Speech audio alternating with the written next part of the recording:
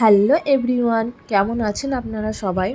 তো আমার বরকে আমি জিজ্ঞাসা করলাম, বরমশাই কী রান্না করব? আমার বর বলল সিম্পল একটা কিছু তৈরি করে ফেলো।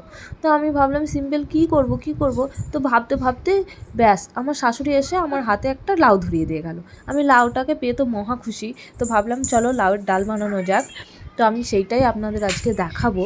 তো এই যে আমি লাউটাকে কেটে নিয়েছি, কেটে আমি মুগ ডাল মুসুর ডাল দুটো ডাল নিয়েছি, আপনারা যে কোনো একটা ডাল নিতে পারেন। তার মধ্যে আমি পেঁয়াজ কুচি পরিমাণ মতো, আর দুটো তেজপাতা, স্বাদ মতো লবণ, আর সামান্য হলুদ গুঁড়ো আর সামান্য জিরে গুঁড়ো দিয়ে আমি এটাকে ভালো করে মাখিয়ে নেব।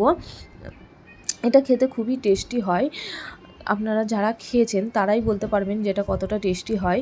তো এটাকে ভালো করে মাখিয়ে আমি এই যে পাঁচ ছটা সিটি মেরে নেবো। 5-6টা সিটি মারলেই ব্যাস এটা সিদ্ধ হয়ে যাবে। এই যে আমি আপনাদের খুলে দেখাচ্ছি, এটা সিদ্ধ হয়ে গেছে আর কতটা সুন্দর দেখতে হয়েছে দেখুন বন্ধুরা।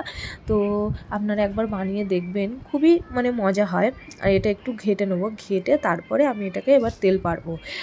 এই যে রসুন থেতো করে নিয়েছি, আর তেলের ওপর সামান্য জিরে আর রসুন থেতোটা দিয়ে দিলাম, গোটা জিরে দিয়েছি আর রসুন থেতোটা দিয়ে দিলাম, আর দুটো শুকনো লঙ্কাকে ফেটে আমি দিয়ে দেবো। আর এটা লাল লাল হয়ে আসলে আমি ডালটা দিয়ে দেবো।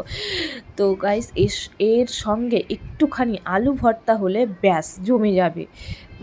সত্যি একবার খেয়ে দেখবেন, আর একটু ডিম ভাজা। তো আমার মেয়েকে আমি এখন এটাকে টেস্ট করাবো।